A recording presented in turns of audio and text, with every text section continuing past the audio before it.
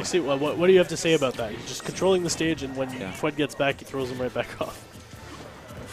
I wonder what, like, Fwed could do in that situation. Like, he has the gyro, right? Yeah. Like, should he keep it? Should he do something with it? I like, mean, what? Holy's at 77, but Rob is also a little too heavy to do any kill combos. But like the setup that Holy does, where he throws the gyro straight down on the ledge and then runs back into the stage for the up smash, I'm sure Fox could also do that.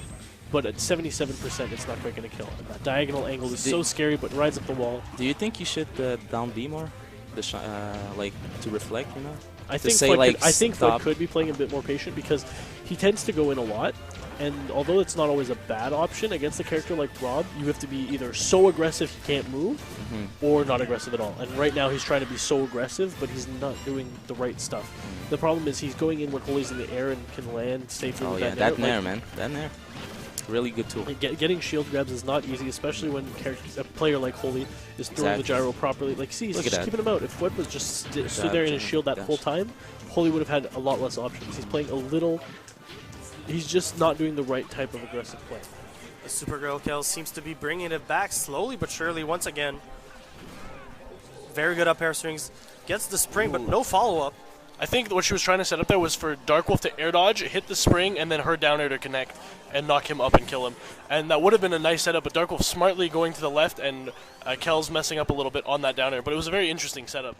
That was indeed a very good setup by Dark Wolf. So now it's a Supergirl Kel's counter pick. I believe she's going to be looking...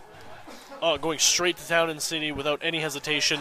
Wants to run this back. Doesn't want to let Dark Wolf keep that momentum coming into the next game. She wants to shift it right now and play aggressive probably, and that's exactly what we're seeing.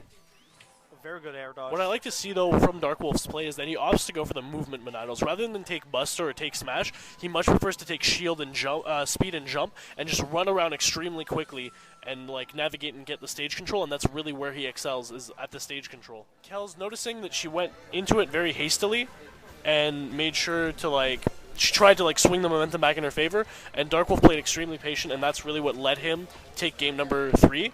And now he's in a position that she's considering switching characters. You see her on Kirby right now, and she's playing extremely patiently, and she's just going to wait it out and try it, because once you try the whole run it back real fast and see if I can take this game by swinging the momentum, if that doesn't work, you can't afford to do that again. You really have to sit back, relax, and stop the momentum completely and start back up again, because if you take your time with the counter picks, it also forces your opponent to lose a lot of their adrenaline, and then you get in a position where you're both feeling the matchup again.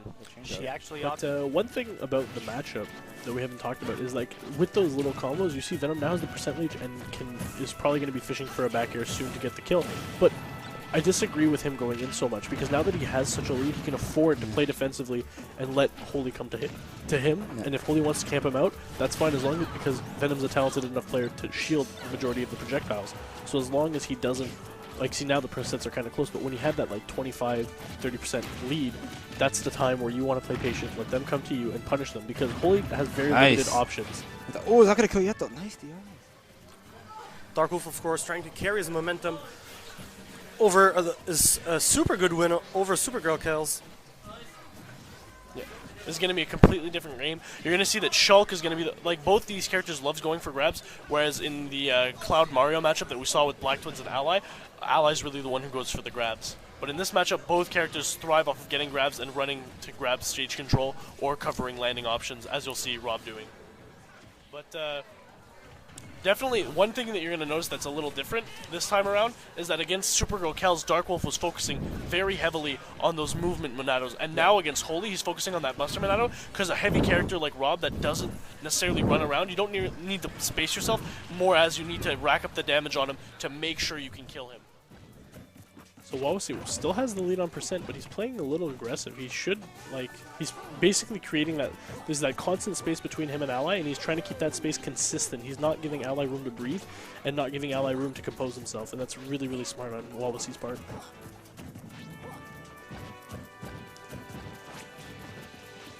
So as you can see, Wawasi's only shooting a few fireballs, and when he's not shooting fireballs, he's spacing with fair. So because Ally's not in range of that fair, they're barely at back air range of each other. That means that although Wawasi can't always shoot fireballs, at the same time when he does, they're just so close that Ally barely has time to cape or agree well, I said agree because I started reading the chat. My bad.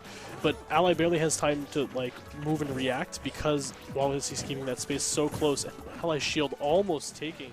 So once again, Ally and Wallowacy are coming at it. But now Ally's coming out on top of that percent, and if Ally adopts the same strategy as Wallowacy, as long as he doesn't get caught by those jabs, it's going to be extremely difficult for Wallowacy to deal with the same situation, where that space is created between the two players. So once again, Wallowacy has the lead on percent. Like game 1, you're going to see him just try to space with those fireballs, space with those fares, and keep Ally at bay, whereas Ally, you're seeing now wants that water, wants those backers, and wants to utilize his longest range moves in order to approach Wallowacy.